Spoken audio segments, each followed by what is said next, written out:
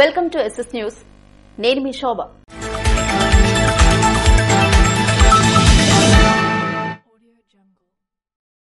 శ్రీకాకుళం జిల్లాలో నిర్మాణం ప్రారంభించిన ఇళ్లన్నింటినీ మార్చి నెలాఖరులోగా 100% పూర్తి చేయాలని రాష్ట్ర గృహ నిర్మాణ సంస్థ ఎండీ రాజుబాబు హౌసింగ్ ఇంజనీర్లను ఆదేశించారు. ఇళ్ల నిర్మాణాలను ఒక దశ నుంచి మరో దశకు నిర్ణీత కాల వ్యవధి ప్రకారం పూర్తి చేయాలని స్పష్టం చేశారు. శనివారం ఆయన జిల్లాలో పలు ప్రాంతాల్లో పర్యటించారు. రాగోలు, గాజుల కొల్లివలసలో కాలనీలను సందర్శించి ఇళ్ల నిర్మాణ ప్రగతిని పరిశీలించారు. తరువాత కోటబొమ్మాళి, సంతబొమ్మాళి మండలాల్లోని హుద్హుద్ ఇళ్ల నిర్మాణాలు పరిశీలించి ఇంజనీర్లకు, గ్రామ, వార్డు సచివాలయ సిబ్బందికి పలు సూచనలు చేశారు. ఇళ్ల నిర్మాణంలో ఉన్న అవరోధాలను తెలుసుకుని వాటిని పరిష్కరిస్తామని ఈ సందర్భంగా తెలిపారు. అలాగే గృహ నిర్మాణ సంస్థ ఈఈలు, డిఈలు, ఏఈలతో ఇళ్ల నిర్మాణంపై సమీక్షించారు. పర్యటనలో భాగంగా ఆయన జిల్లా కలెక్టర్ స్వప్నిల్ దినకర్తో కలెక్టర్ కార్యాలయంలో కొద్దిసేపు భేటీ అయ్యారు.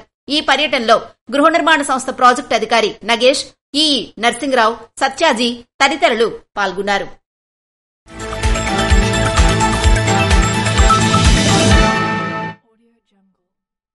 కలియుగ ప్రత్యక్ష దైవం అయినటువంటి శ్రీ వెంకటేశ్వర స్వామి లడ్డూ ప్రసాదం వివిధ రకాల కొవ్వులతో చేసిన నెయ్యిని వేసి ప్రసాదాన్ని కలుషితం చేసిన విషయం తెలిసిందే. ఎంతో ఇష్టంతో స్వామివారికి నివేదన చేస్తున్న ఈ ప్రసాదం కలుషితం చేయడమనేది జీర్ణించుకోలేని విషయం కావున శనివారం నరసన్నపేట శ్రీ వెంకటేశ్వర స్వామి దేవాలయంలో సాయంకాలం 6 గంటల నుండి స్వామివారికి క్షమాపణ తెలుపుకుంటూ దీపారాధన కార్యక్రమాన్ని నిర్వహించడం జరుగుతుందని, భక్తులంతా విచ్చేసి ఈ కార్యక్రమాన్ని జయప్రదం చేయాల్సిందిగా ఆలయ పురోహితులు తెలియజేశారు.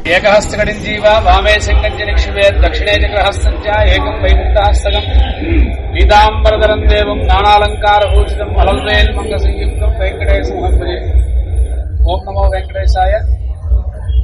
ఈరోజు తిరుమలలో చాలా పెద్ద అపచారం జరిగింది. స్వామివారి యొక్క ప్రసాదాల్లో కల్తీ జరిగిందనేటువంటి వార్త విన్న వెంటనే భక్తులందరూ కూడా ఆశ్చర్యానికి గురయ్యారు.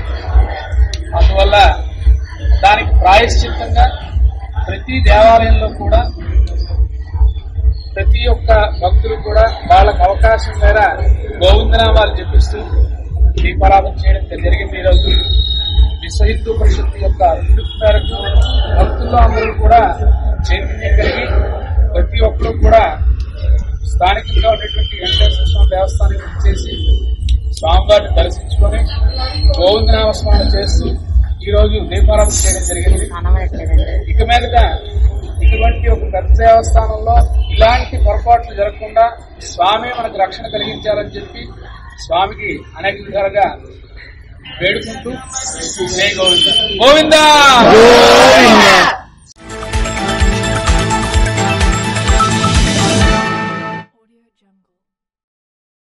ధాన్యం కొనుగోలు చేసిన 48 గంటల్లోనే రైతుల ఖాతాల్లో డబ్బులు జమ చేస్తామని, రైతులకు పెట్టుబడి సహాయం అందించేందుకు కృషి చేస్తున్నామని చంద్రబాబు సూపర్ 6 పథకాల్లో భాగంగా దీపావళి రోజున ఉచిత గ్యాస్ పంపిణీ చేయనున్నట్లు రాష్ట్ర వ్యవసాయ శాఖ మంత్రి కింజరాపు అచ్చెన్నాయుడు తెలిపారు.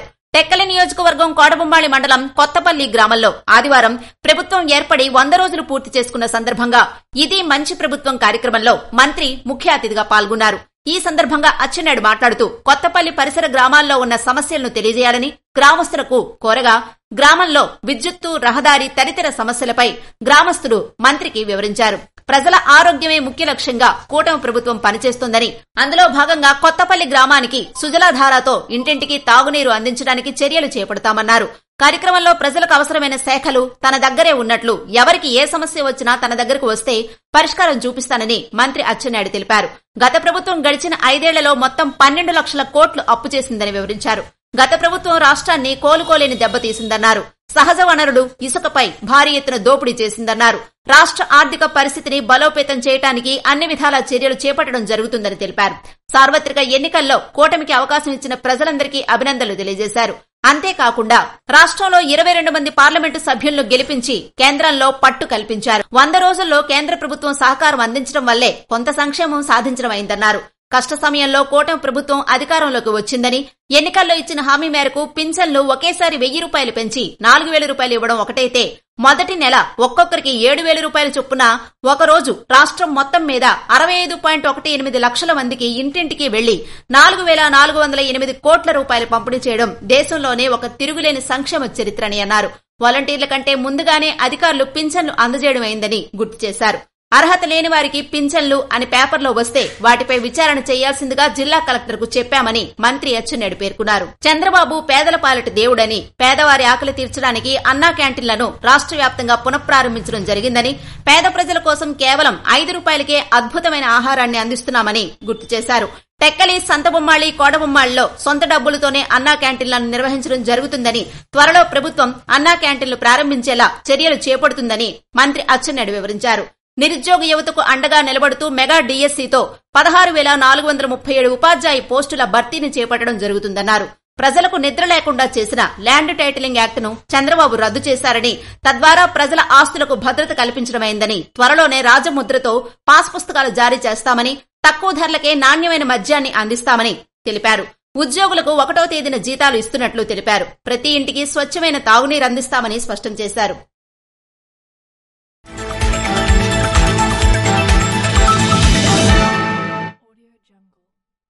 రాజీవ్ గాంధీ వైజ్ఞానిక సాంకేతిక విశ్వవిద్యాలయం శ్రీకాకుళం ప్రాంగణం జాతీయ సేవా పథకం ఆధ్వర్యంలో ఎన్ఎస్ఎస్ వారోత్సవాల్లో భాగంగా ఆదివారం పిల్లల్లో కళలపై ఆసక్తిని కలిగించేందుకు chess, tug of war, craft, music chair మొదలైన ఆటల పోటీలు నిర్వహించారు. ఈ సందర్భంగా డైరెక్టర్ ప్రొఫెసర్ కేవీజీడీ బాలాజీ మాట్లాడుతూ, ట్రిపుల్ ఐటీకి వచ్చిన విద్యార్థులు 10వ తరగతిలో మంచి ప్రతిభా విద్యతో శారీరకంగా, మానసికంగా దృఢంగా ఉండేలా ఆటల పోటీలతో పాటు సాంస్కృతిక కార్యక్రమాలు కూడా జరుగుతున్నాయని అన్నారు.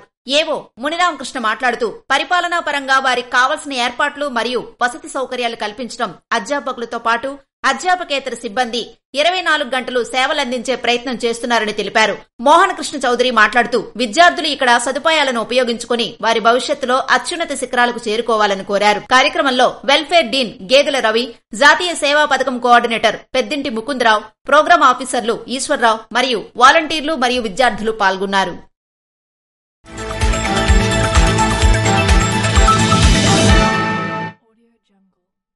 ప్రత్యక్ష దైవం ఆరోగ్య ప్రదాత శ్రీ సూర్యనారాయణ స్వామివారిని శనివారం ఆంధ్రప్రదేశ్ హైకోర్టు జడ్జి సత్య సుబ్బారెడ్డి సతీ సమేతంగా విచ్చేసి స్వామివారిని దర్శించుకున్నారు.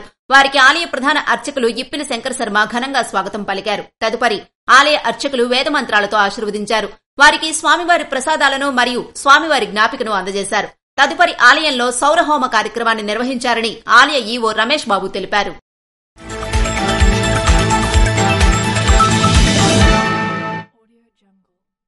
రణస్థలం శ్రీ రామాంజనేయ థియేటర్లో 27వ తారీఖున దేవరాజ్ చిత్రం విడుదల సందర్భంగా టీం తారక్ ట్రస్ట్ శ్రీకాకుళం జిల్లా ఆధ్వర్యంలో నిర్వహిస్తున్న రక్తదాన శిబిరానికి ట్రస్ట్ సభ్యుల ఆహ్వానం మేరకు ఎచ్చెర్ల శాసనసభ్యులు నడికుదుటి ఈశ్వర్రావు విచ్చేసి క్యాంపును ప్రారంభించారు. ఈ కార్యక్రమంలో టీం తారక్ ట్రస్ట్ సభ్యులు, కూటమి నాయకులు పిషిని జగన్నాథ నాయుడు తదితరులు పాల్గొన్నారు.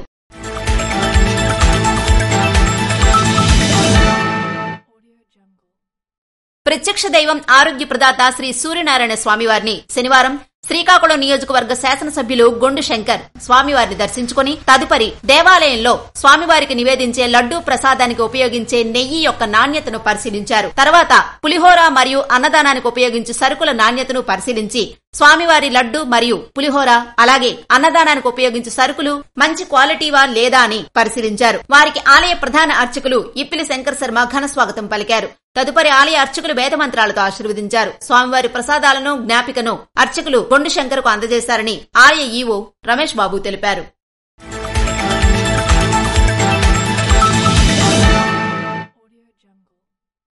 తాగునీటిని వృధా చేయకుండా సక్రమంగా వాడుకోవాలని ఎంపీడీఓ శ్యామలా కుమారి, ఈఓపీఆర్డీ సత్యనారాయణలు పేర్కొన్నారు. భారత ప్రభుత్వం, ఆంధ్రప్రదేశ్ ప్రభుత్వం నిర్వహిస్తున్న స్వచ్ఛతా హీ సేవ కార్యక్రమంలో భాగంగా రాజాం నియోజకవర్గం రేగడాందలవలస మండలం తాటిపాడు గ్రామంలో తాగునీటి ఆదా, విద్యుత్ ఆదా, ప్లాస్టిక్ నిర్మూలనపై అవగాహన కార్యక్రమాలు నిర్వహించారు. చెత్త నుండి సంపద తయారీ కేంద్రాలు పూర్తిస్థాయిలో వినియోగంలోకి తేవాలని కోరారు. ఇందులో స్వచ్ఛ భారత్ మండల కోఆర్డినేటర్ పద్మ, పంచాయతీ కార్యదర్శి చిన్నారావు, రామినాయుడు, శ్రీరాములు తదితరులు పాల్గొన్నారు.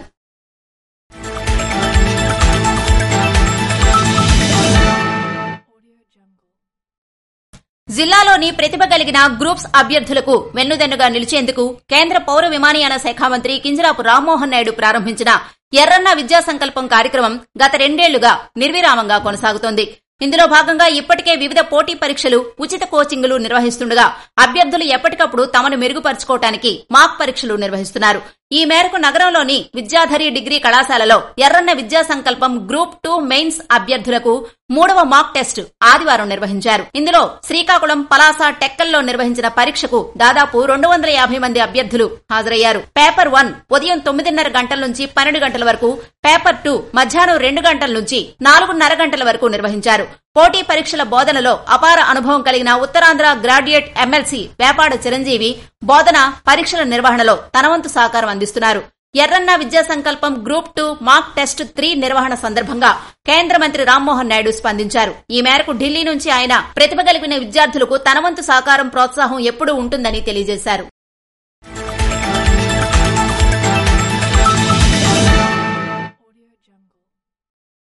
సభ్యత్వ నమోదు కార్యక్రమంపై సమీక్షా సమావేశాన్ని జిల్లా అధ్యక్షులు మరియు ఎచ్చెర్ల శాసనసభ్యులు నడికుదుటి ఈశ్వరరావు అధ్యక్షతన ఏర్పాటు చేశారు. సమావేశానికి ముఖ్య అతిథిగా రాష్ట్ర ప్రధాన కార్యదర్శి మరియు జోనల్ ఇన్ఛార్జ్ అయిన గారపాటి సీతారామాంజనేయ చౌదరి హాజరయ్యారు. సమావేశానికి శక్తి కేంద్ర ప్రముఖులు మరియు ఆపై బాధ్యతలు ఉన్నవారు హాజరయ్యారు. సమావేశంలో ఇరువురు నాయకులు మాట్లాడుతూ బీజేపీ సభ్యత్వ నమోదును రెట్టించిన ఉత్సాహంతో చేయాలని, ప్రతి గ్రామంలో బూత్ స్థాయిలో కార్యకర్తలు ఈ కార్యక్రమాన్ని విజయవంతం చేయాలని, ప్రధాని నరేంద్ర మోడీ సారథ్యంలోని ఎన్డీఏ అందిస్తున్న పథకాలను, పరిపాలనను ప్రజల్లోకి తీసుకువెళ్లాలని సూచించారు. బీజేపీ బలోపేతానికి ప్రతి కార్యకర్త కష్టపడి పనిచేయాలని విజ్ఞప్తి చేశారు. జిల్లా సభ్యత్వ నమోదు ప్రముఖ జిల్లా ప్రధాన కార్యదర్శి రాజేష్ వర్మ, రాష్ట్ర కార్యదర్శి రెడ్డి పావని, రాష్ట్ర కార్యవర్గ సభ్యులు కోటగిరి నారాయణ తదితరులు ఈ కార్యక్రమంలో పాల్గొన్నారు.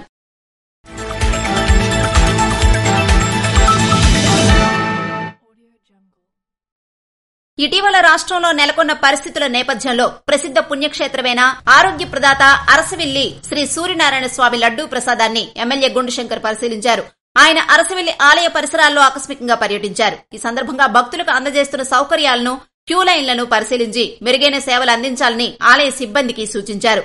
ముందుగా స్వామివారిని దర్శించుకుని ప్రసాదాల కార్యశాలను పరిశీలించారు. నిత్యాన్న ప్రసాద పాకశాలను పరిశీలించి భక్తులతో కలిసి అన్నప్రసాదం స్వీకరించారు. ఈ సందర్భంగా శాసనసభ్యులు మాట్లాడుతూ అన్నప్రసాదం తయారీలో నిర్దేశాలను పాటిస్తున్నారని అన్నారు.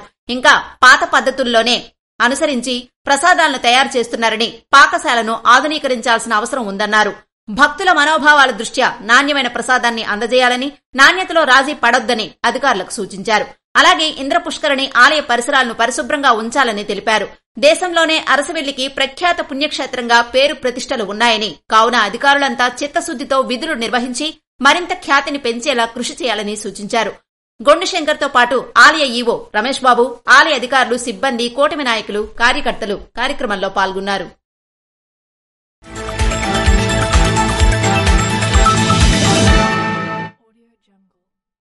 ఎచ్చెర్ల నియోజకవర్గం జీసిగడ మండలం ముష్నివలస గ్రామంలో ఇది మంచి ప్రభుత్వం కార్యక్రమాన్ని ఎచ్చెర్ల ఎమ్మెల్యే నడికుదుటి ఈశ్వరరావు ప్రారంభించారు.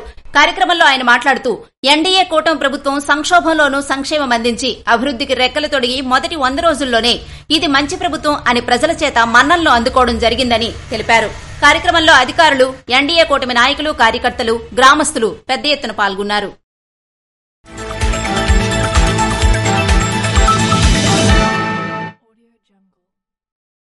రాష్ట్రంలో ప్రస్తుతం ప్రజలకు సంతృప్తికర పాలన అందుతోందని శ్రీకాకుళం శాసనసభ్యులు గొండుశంకర్ పేర్కొన్నారు. శ్రీకాకుళం గొంటి వీధిలో ఆదివారం ఇది మంచి ప్రభుత్వం కార్యక్రమాన్ని నిర్వహించారు. ఈ సందర్భంగా శాసనసభ్యులు గొండుశంకర్ మాట్లాడుతూ రాష్ట్రాన్ని సంక్షోభం నుంచి సంక్షేమం వైపు నడిపిస్తున్న ఇది మంచి ప్రభుత్వమని అన్నారు. ఇది మంచి ప్రభుత్వం ఎందుకంటే సంక్షోభంలోనూ సంక్షేమం అందించేందుకు 40 సంవత్సరాల సుదీర్ఘ రాజకీయ చరిత్ర కలిగిన రాష్ట్ర ముఖ్యమంత్రి నారా చంద్రబాబు నాయుడు మళ్లీ 4వ ముఖ్యమంత్రిగా బాధ్యతలు స్వీకరించి రాష్ట్రాన్ని సంక్షేమం, అభివృద్ది పదంలోకి తీసుకువెళుతున్నారని పేర్కొన్నారు. అభివృద్దికి రెక్కలు తొడిగి మొదటి 100 రోజుల్లోనే ఇది మంచి ప్రభుత్వం అని ప్రజలతో అనిపించుకుంటుందని అన్నారు. కూటమి ప్రభుత్వం ప్రతి ఇంటికి వెళ్లి సంక్షేమం, అభివృద్ది కార్యక్రమాల వివరాలు తెలియజేసే కరపత్రాల పంపిణీ, స్టిక్కర్లు అంటించే కార్యక్రమాన్ని నిర్వహించడం జరుగుతుందన్నారు.